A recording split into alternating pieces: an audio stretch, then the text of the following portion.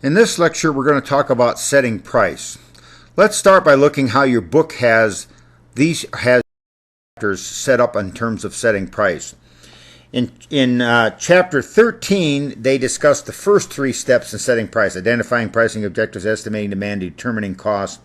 And then in chapter 14, they discuss selecting approximate price levels, list or quoted price, and then making special adjustments to price.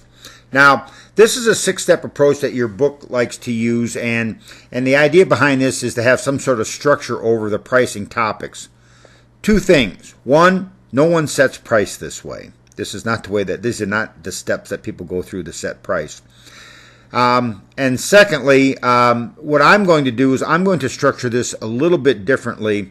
I'm going to structure this, and I will cover these same topics, but I'm going to cover them in a slightly different approach. And I'm going to do that now by setting up the first aspect of this, and that is what's the basic information that you need to be able to set price. So let's start with an example. A little quiz. You've just developed and patented a new type of tire. It never goes flat and it never wears out. What's the minimum pieces of information you would need to set the price for this new product? And let's assume it's a tire for a bicycle, for instance. So what would you need to set the price for this new product? What are the kinds of things that you would need to know? Well, let's think through this a second. Well, one thing I'd like to know if I'm going to set price is, if I go back to my pricing formulas, I'd like to know what the costs are. So one of the things I'd like to know is, how much does it cost me to produce this? Because costs, remember, impact profit. What else would I like to know? Well, I'd like to know something about the customers and how much demand there are for things like bicycle tires.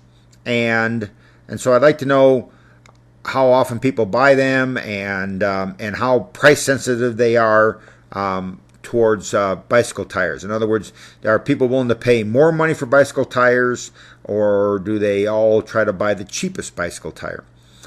Third piece of information that I probably would want to know is, what's everybody else charging for bicycle tires?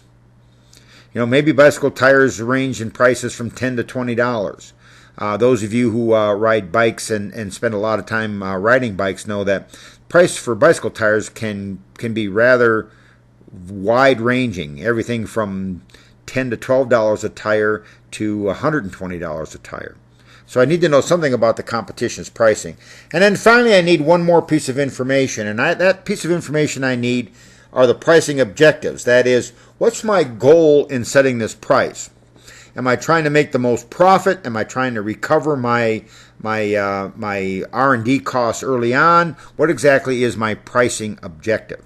So, at the end of the day, what are the minimum pieces of information you need to be able to set price no matter what the situation is? Well, of course, these four pieces: the pricing objectives, the costs, demand estimates, or something about the customer's price sensitivity, and the competition's prices.